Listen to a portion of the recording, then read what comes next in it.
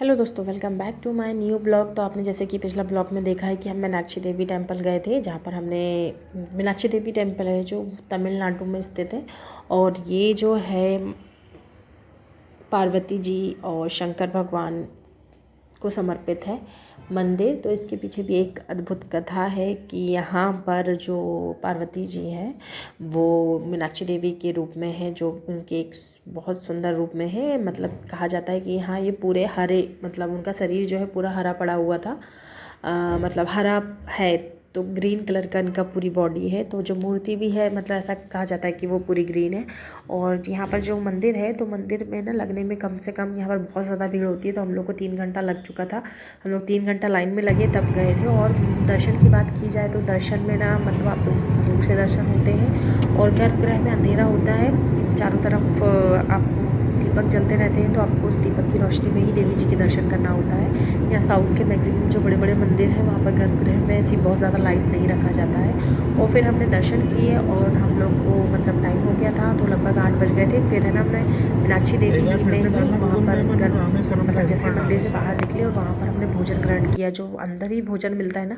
तो आप एक बार ज़रूर अगर मीनाक्षी देवी जाते हैं तो वहाँ पर जो भोजनालय है वहाँ पर जाके भोजन ज़रूर कीजिए। अपनी इच्छा अनुसार दान कर दीजिए, नहीं कर सकते हैं तो ठीक है, लेकिन वहाँ पर वो सब कुछ फ्री था। लेकिन वहाँ का अन्न प्रसाद ज़रूर खाइएगा, बहुत अच्छा था। और हम लोग रात में निकल गए थे और यहाँ से ना रामेश्वरम बचा था 46 किलोमीटर, क्योंकि मीनाक्षी देवी मतलब मदुरई से रामेश्वरम की दूरी ज़्यादा नहीं बसती है, लगभग 150 किलोमीटर ही बसती है। मतलब 4-5 घंटे का रास्ता था। तो हम लोग ने दर्शन किए और निकल गए थे। हमारा मतलब ये था कि नेक्स्ट हमको रुकना है, अब सीधे जाके रामेश्वरम में ही दिन भर घूमे और थक गए। उसके बाद में हम लोग ने, क्योंकि मतलब आगे और हमें लंबा सफ़र करना है, तो इसलिए हमने अपनी कंटिन्यू हमने गाड़ी चलाई। तो यहाँ पर हम पहुँच गए हैं रामेश्वरम।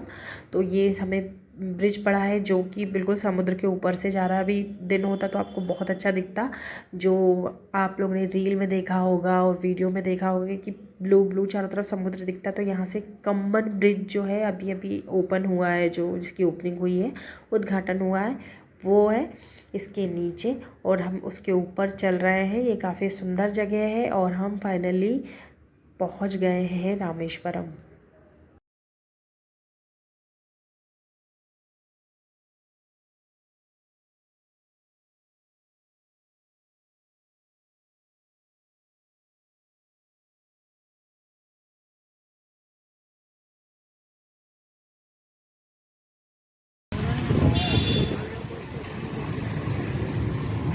बाहर उधर नहीं लग रहा, इधर ये रूम की तरफ लग रहा है।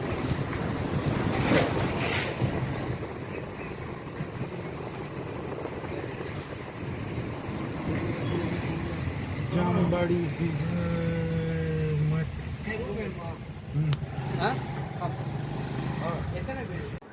तो हम हो गए हैं नहा धो के तैयार। अब जाने वाले हैं हम 22 को नहाने। तो अभी इन लोग शिवन्या के पापा नहाने गए हैं, दादा दादी ने नहा लिए, बाहर गए। इसके बाद में हम 22 को में स्नान करने वाले हैं। चलो तो ये है हमारा रूम। एसी बंद कर दी।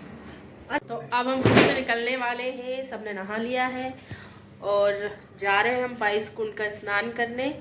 और उसके पहले ही हम तैयार हो गए सिर्फ टिप टॉप से फ़ोटो के लिए और वहाँ से शिवन्या वाली को जाना है समुद्र।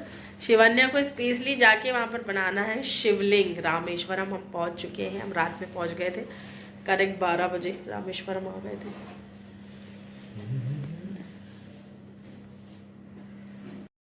आप रात में भी आके रामेश्वरम में आराम से आ सकते हैं। रोड की बात की जाए तो रास्ता बहुत अच्छा है।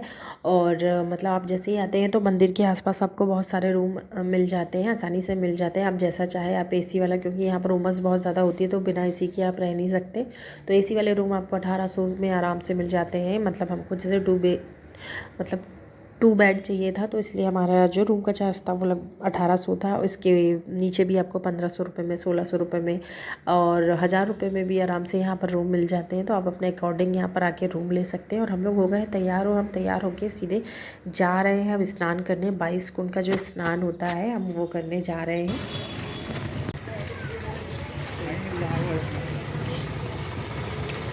हम निकल गए, हम वो पीछे रहा।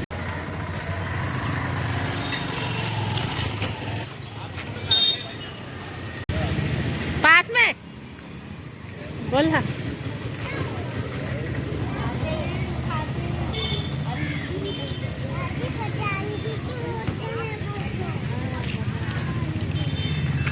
तमिलनाडु, यहाँ पर देखो शादी होती है तब ऐसे बैनर लगा के छपाते, कार्ड छपाते, हम यहाँ बैनर लगाते बड़े बड़े।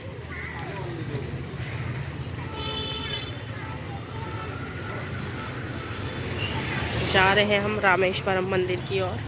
आसपास बहुत सारे होटल हैं, होटलों और पार्किंग की कोई कमी नहीं है, अच्छे खासे होटल है। ये हम जा रहे हैं, अब लेट होगा, वैसे 8 बज जाती है, लोगों ने धीरे धीरे करते करते।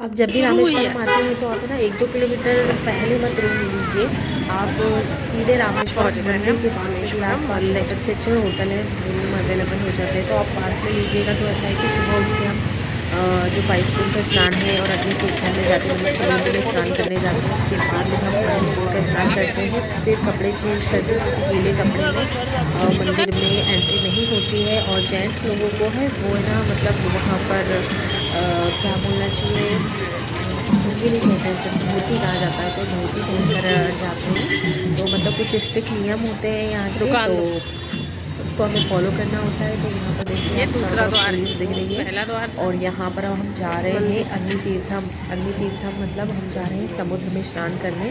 कहा जाता है कि यहाँ पर मतलब जब रावण को मारकर श्री राम जी वापस आए थे, तो सबसे पहले रामेश्वरम ही आए थे, और समुद्र तट के किनारे माता सीता और राम जी ने शिवलिंग बनाई थी।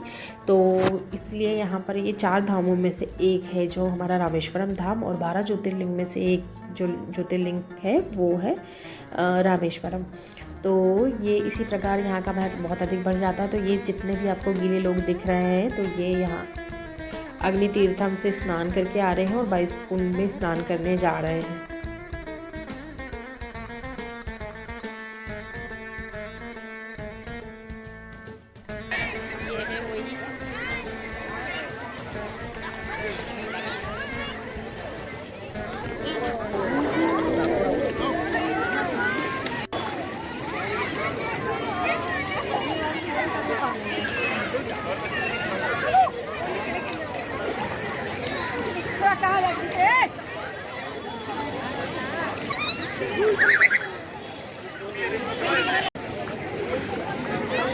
हाँ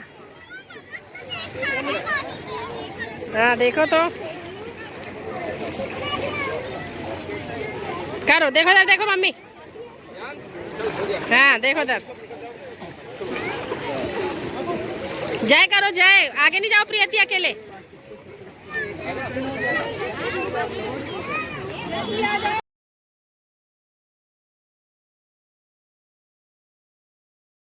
कहा जाता है कि यहाँ पर आकर सीता जी ने अग्नि तीर्थम, जो इस स्थान पर समुद्र तट के किनारे यहाँ पर अग्नि परीक्षा दी थी सीता माता ने, और फिर उसके बाद में वो आगे बढ़ी थी। तो इस तीर्थ को बहुत अधिक माना जाता है कि यहाँ पर आकर स्नान करने से पापों की मुक्ति होती है। श्री राम जी ने रावण को मारकर आया था, तो कहा जाता है कि यहाँ पर आकर उन्होंने सबसे पहले डुबकी लगाई थी, क्योंकि उन्होंने रावण का वध किया था, और इसलिए यहाँ पर आकर उन्होंने डुबकी भी लगाई थी। तो इसकी कई कथानुसार बहुत सारी चीज़ें हैं, तो ये मतलब तीर्थों में श्रेष्ठ है।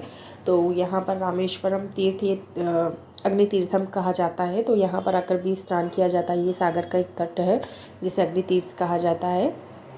तो समुद्र तट के किनारे यहाँ पर सभी लोग अपनी श्रद्धा अनुसार डुबकी लगाते हैं, और उसके बाद में जाते हैं मंदिर। मंदिर में जाने से पहले हमें 22 कुंड स्नान किया जाता है। तो वहाँ पर वीडियो शूट करना बहुत मुश्किल हो जाता है, क्योंकि मतलब आप पूरी तरीके से गीले होते हो। तो उसके लिए भी टिकट ली जाती है। अगर आप वो 25 रुपये वाली टिकट लेते हैं ना, तो वो आपको बस थोड़ा थोड़ा सा स्नान कराते, हल्का हल्का पानी छिटकते। लेकिन वहाँ पर जो वो 250 रुपये पर पर्सन 500 रुपये से लेते हैं, लेकिन आप उनको अगर आप ठहराते हैं तो वो कम चार्जेस करते हैं। तो फिर उसके बाद में आप अगर स्नान करने जाते हैं तो वो आपको अच्छी तरीके से प्रॉपर तरीके से स्नान कराते हैं। तो यहाँ पर हमने स्नान कर लिया है, डुबकी लगा ली है। उसके बाद में यहाँ पर हमने बनाई है बालू की शिवलिंग, क्योंकि माता सीता ने और राम जी ने भी बालू का शिवलिंग बनाया था। कहते हैं कि रामेश्वरम में जो ज्योतिर्लिंग है वो बालू से बनाया गया था, क्योंकि हनुमान जी को जो शिवलिंग लेने भेजा गया था, लेकिन हनुमान जी लेट हो गए थे। तो फिर मतलब सीता माता और राम जी ने बालू से ही शिवलिंग बनाकर पूजा की थी, जो कि एक ज्योतिर्लिंग के रूप में यहाँ पर स्थापित है। तो ये है हमारा रामेश्वरम का। तो देखिए यहाँ पर हमने स्नान पूजा कर लिया है। अब हम जाएंगे मेन मंदिर, जहाँ हम जाकर पूजा करेंगे, जो एक ज्योतिर्लिंग है। और आगे का ब्लॉग हम आपको कंटिन्यू दिखाएंगे, तो आप इसकी सेकंड पार्ट में जरूर देखिए। यहाँ हमने स्नान कर लिया है और हम जा रहे हैं मंदिर की ओर। चले, अब हमने समुद्र में स्नान कर लिया है, अब 22 कुंड का स्नान करना है। क्या करी प्रियति, सीधी रखो। नहीं, मैं नहीं रखूंगी, चलो आपको चलना पड़ेगा। चलो टिकट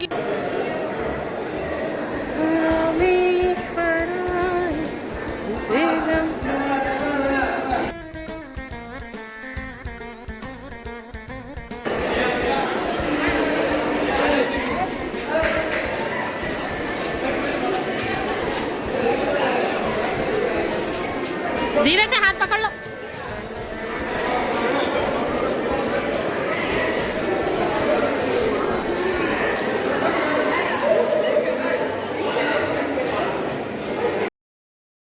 तो यहाँ पर हम अंदर आ गए हैं 22 कुंड का स्नान करने। तो यहाँ पर यहाँ पर जो कर्मचारी लगे होते हैं वो अपनी अपनी बाल्टी से कुएं से पानी निकालते हैं और फिर स्नान कराते हैं। तो हम आ गए हैं 22 कुंड का स्नान करने। तो चलिए आपको हम दिखाते हैं कैसे होते हैं यहाँ पर स्नान। हाँ चल।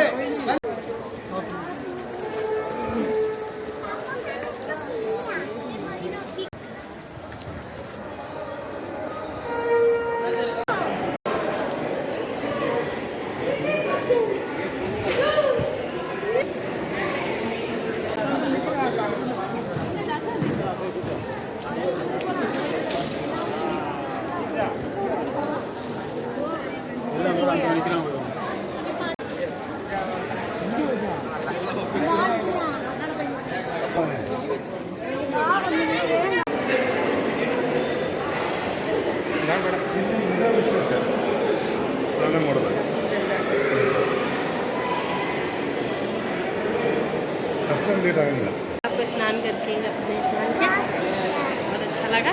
22 कुंड में हमने स्नान किया। कितना बड़ा मंदिर है, देख रहे हैं। हाँ, राम जी आए थे, राम जी ने शिवलिंग बनाई थी यहाँ पर, जो कि 12 ज्योतिर्लिंग में एक है।